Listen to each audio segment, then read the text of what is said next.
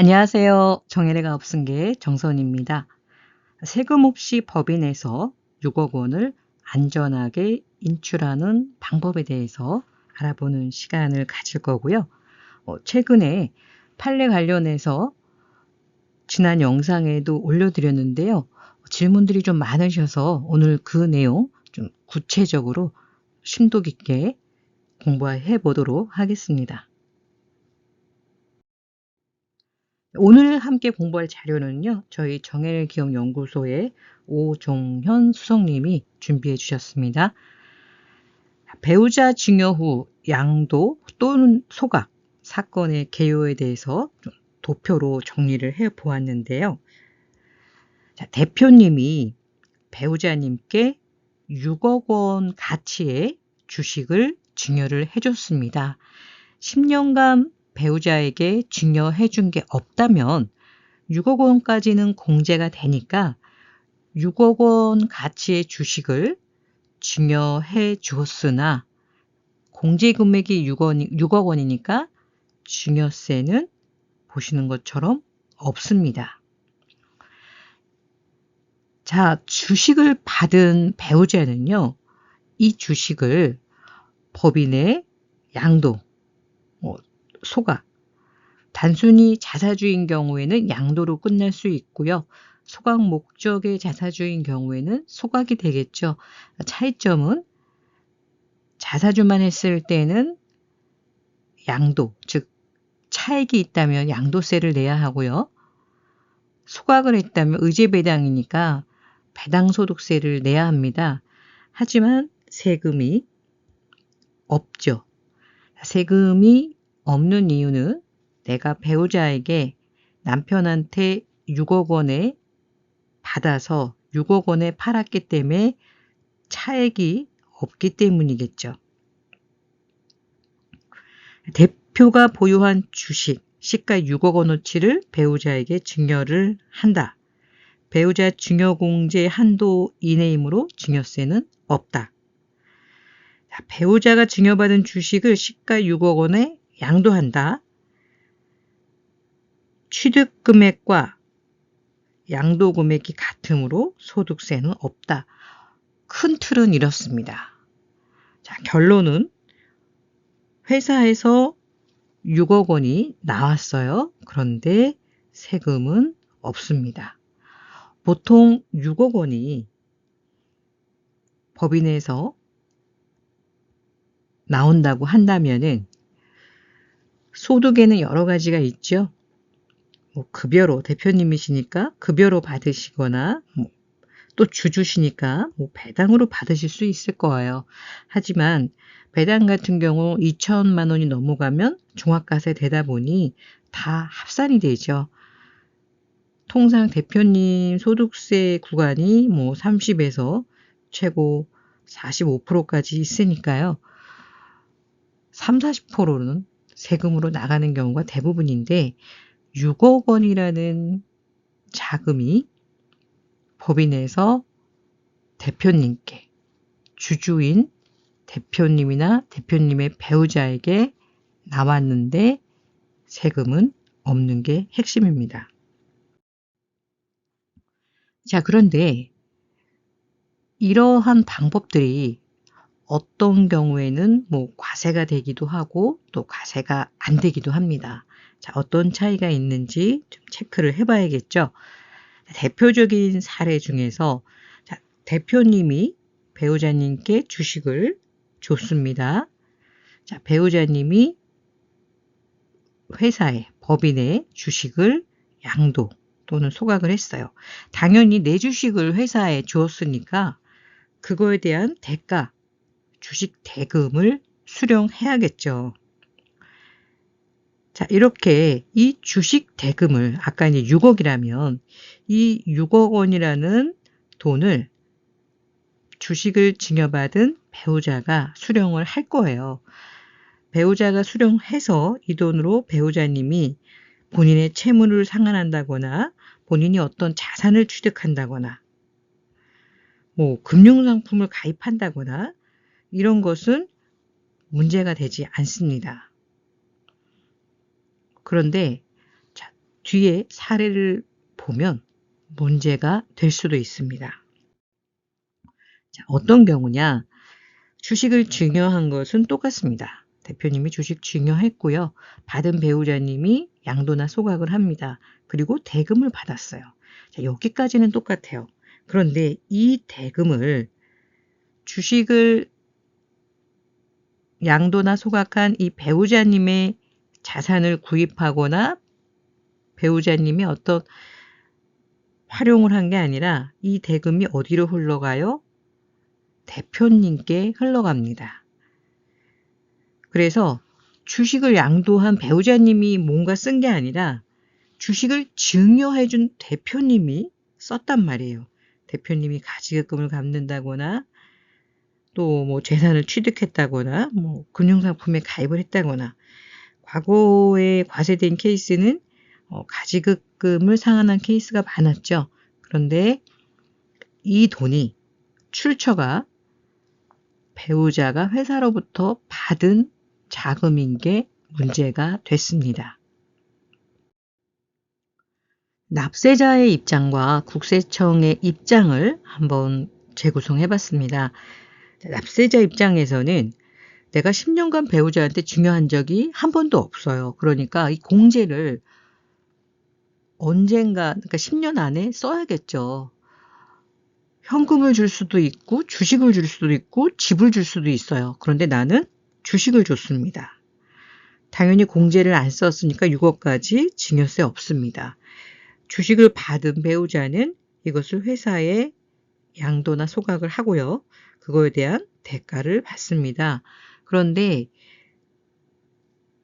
양도한 가격과 증여받은 가격이 같기 때문에 소득세도 없습니다. 납세자 입장에서는 당연히 이렇게 생각할 수밖에 없습니다. 자, 그런데 국세청은 입장이 좀 다릅니다. 국세청의 입장에서는 배우자가 양도했다고 보는 게 아니라요. 대표님이 회사에 양도한 것과 다름없다. 이렇게 보는 거예요. 따라서 대표님은 대부분 주식을 설립할 때 취득하셨으니까 이 양도한 가격과 차이가 크겠죠. 따라서 소득세가 있다라고 보는 거고요. 자, 배우자가 한테 준 거는 그냥 자금 증여다. 6억까지는 뭐 세금이 없으니까 6억에 대해서는 자금 증여로 보겠다. 이렇게 보는 게 국세청의 입장입니다.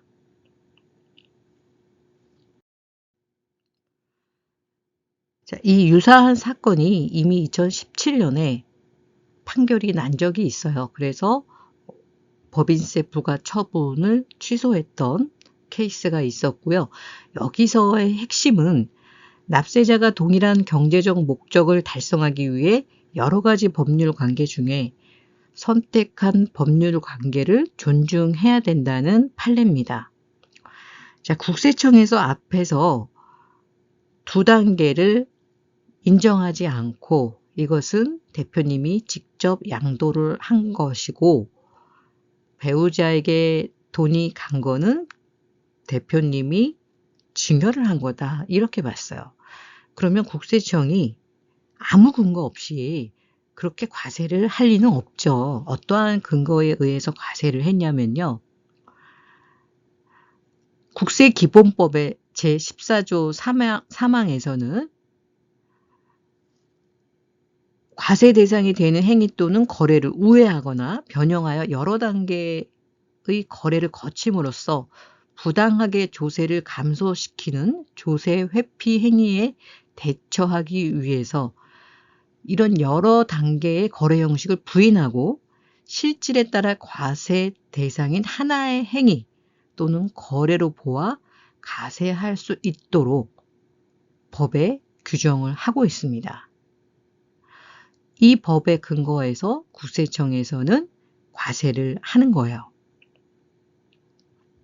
근데 재판부에서는 어떻게 봤냐면 납세 의무자는 경제활동을 할 때 동일한 경제적 목적을 달성하기 위해서 여러 가지 법률 관계 중에 하나를 선택할 수 있는 거예요. 아까 증여를 보면 주식을 증여할 수도 있고 현금을 증여할 수도 있고 부동산을 증여할 수도 있어요. 근데 본인이 법인의 오너 CEO라서 주식이 많으니까 주식을 증여할 수 있는 거예요. 그리고 나서 증여는 거기서 끝입니다. 이후 주식을 받은 사람이 양도를 하거나 소각을 한 것을 별도의 행위로 본 거죠. 여기서 핵심은요. 여러 단계를 거쳤는데 이 여러 단계 거친 사람이 아무 손해는 없고 이익만 있다. 이렇다고 한다면 다단계 거래를 통해서 조세 부담을 줄였다고 볼 수도 있을 거예요. 하지만 앞에서 본 사건 같은 경우에는 이 증여 공제라는 기회를 씀으로 해서 다음에 10년 안에 증여를 할 때는 증여세를 내야 하는 거죠. 따라서 앞에 대표님은 증여 공제에 대한 사용으로 손실이 있고 위험 부담에 대한 보상이 있어야 되는 거죠. 그래서 이런 경우는 하나의 행위 거래라고 쉽게 단정하여 과세 대상으로 삼아서는 안 된다라는 게 그 당시 판결이었습니다. 올해 열렸던 소송도 비슷한 케이스인데요. 납세자인 원고가 자기 주식 이익 소각 전략을 실행하는 과정에서 상법상 절차는 적법하게 이행을 했어요. 두 번째, 배우자에게 주식을 증여하면서 배우자 증여 공제 한도가 감소하는 등 손실이 발생하였습니다. 이번에 납세자가 승소한 거는 이 부분이 핵심이에요. 배우자 증여 공제 한도가 감소하는 손실을 감수한 거죠. 세 번째, 수중자, 주식을 받은 사람, 수중자인 배우자에게 주식 양도 대가 등 모든 이익이 귀속되었으므로 이 내용도 굉장히 중요하죠. 이 돈이 다시 증여해준 대표님한테 갔다면 이 모든 행위는 형식적인 행위라고 볼 수 있으나 실제로 이 배우자가 사용했다는 거죠. 단지 배우자 증여공제 제도를 통하여 증여세를 부담하지 않고 주식 증여가액과 양도 차익이 동일하여 소득세를 부담하지 않게 되었다는 것만으로 조세회피 목적의 부당행위라고 단정 지을 수 없다. 재판부의 의견이었죠.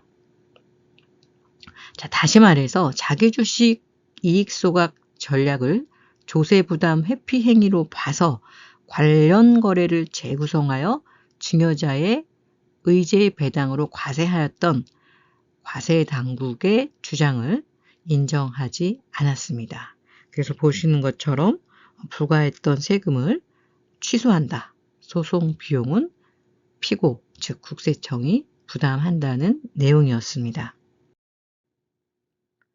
판결문에 이런 내용도 있었습니다.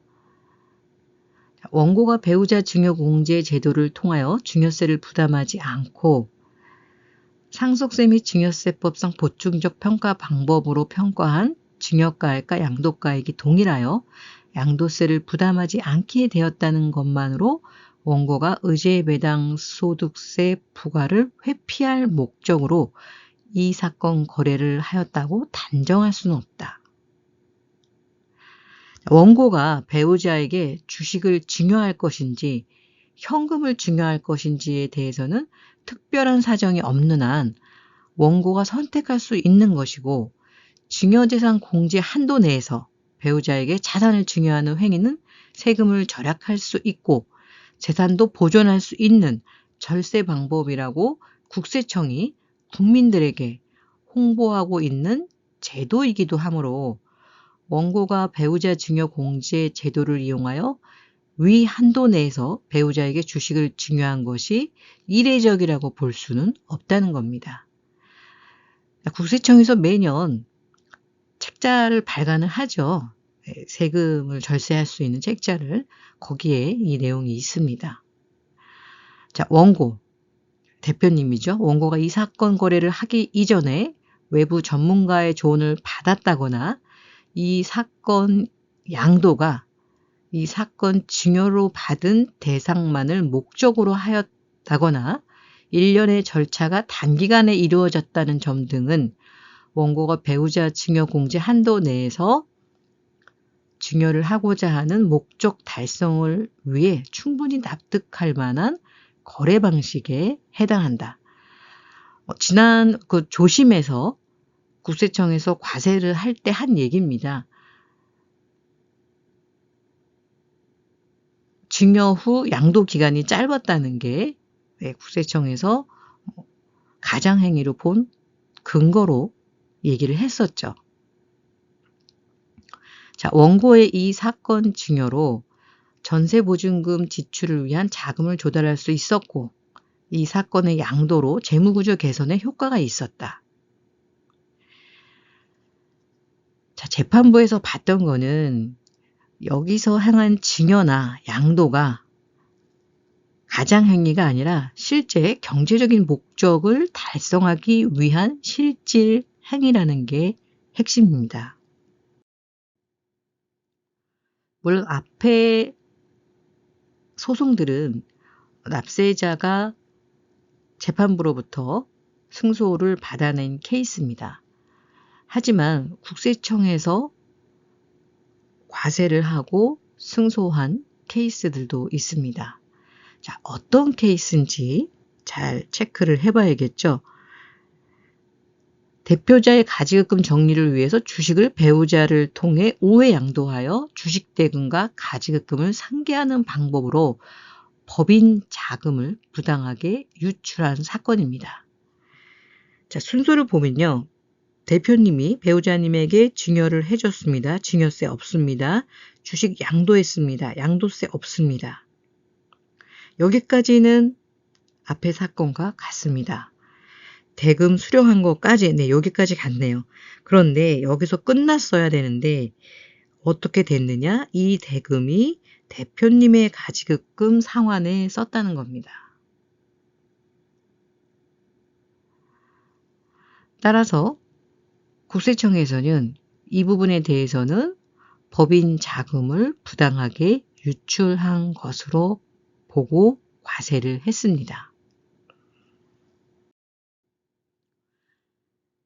최근에 이런 과세 건 때문에 대표님들이 증여 공제를 활용해서 주식 자사주나 소각 목적의 자사주를 해도 되느냐 고민들을 많이 하십니다. 앞에서 보신 것처럼 과세가 된 케이스도 있고 과세가 되지 않은 케이스도 있었습니다. 안전하게 실행을 하는 게 관건이겠죠. 자, 핵심은 이런 일련의 행위들이 그럴 만한 경제적, 정황적 이유가 있어야 합니다. 조세 회피만을 위한 억지 단계로 보이지 않아야 합니다. 세 번째, 수중자, 주식을 받은 사람, 주식을 판 분이죠. 수중자가 경제적 실질을 가지고 있어야 합니다. 네 번째는 증여 시기와 소각 시기에 시차를 두는 것이 좋습니다. 다섯 번째로는 종류 주식 등을 좀 활용을 한다면 한 단계 더 안전한 장치를 하게 되는 거겠죠. 배우자 증여 외에 실질적으로 차등 배당에 효과가 있는 소각을 활용할 수 있습니다. 2025년도에는요, 양도소득 필요경비 계산 특례 규정을 적용을 하기 때문에 기존처럼 증여 후 양도가 1년 이내에 있을 경우에는 세금이 달라집니다. 많은 회사에서 배우자 공제를 활용해서 6억까지는 세금 없이, 10억까지는 6.79%의 세금만 내고 개인화를 진행을 했습니다. 하지만 모든 회사가 안전하게 한 것은 아닌 것 같아요.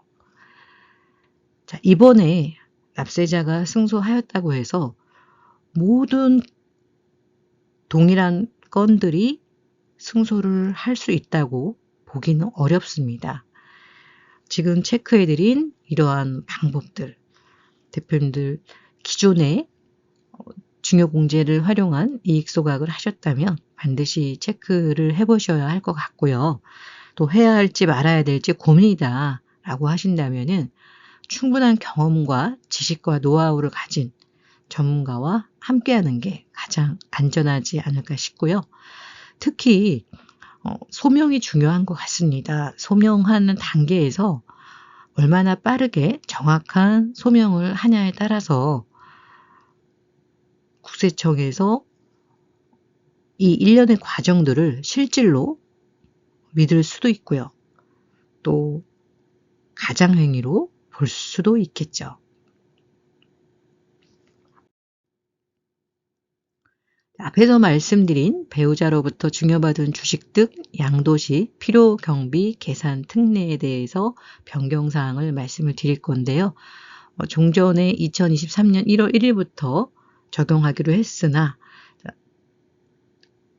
시행일이 조금 변경이 됐죠. 2025년 1월 1일로 변경이 됐습니다. 배우자로부터 증여받은 주식 등을 양도시 필요경비를 계산할 때는 양도일로부터 소급하여 1년 이내에 배우자에게 증여받은 주식을 양도하게 되면 취득가액을 증여자, 증여해준 사람의 당초 취득가액으로 보겠다는 겁니다. 따라서 1년 이내 양도를 하게 되면 큰 세금이 나오겠죠. 이 부분 좀 대표님들 기억하셔서 가능하면 변경 전에 실행을 하시는 게 세금 측면에서는 유리할 것 같고요. 이 과정에서 주의하셔야 될 부분들 좀 꼼꼼히 챙겨야 되지 않을까 싶습니다.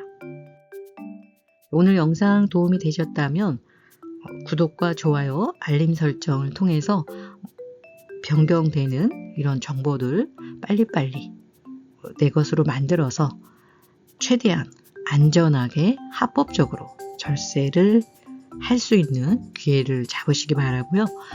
궁금하신 내용은 영상 하단에 상담 신청 링크가 있습니다. 그것을 활용해 주시면 되고요. 추가로 다뤄줬으면 좋겠다는 내용들은 좀 댓글에 적어주시면 최대한 빠른 시일 내에 연구해서 업로드하도록 하겠습니다. 대표님들 어려움이 많으시겠지만 또 대표님들이 받을 수 있는 혜택도 많이 있습니다. 꾸준히 대표님들이 누릴 수 있는 혜택과 권리에 대해서 영상 준비하도록 하겠습니다. 감사합니다.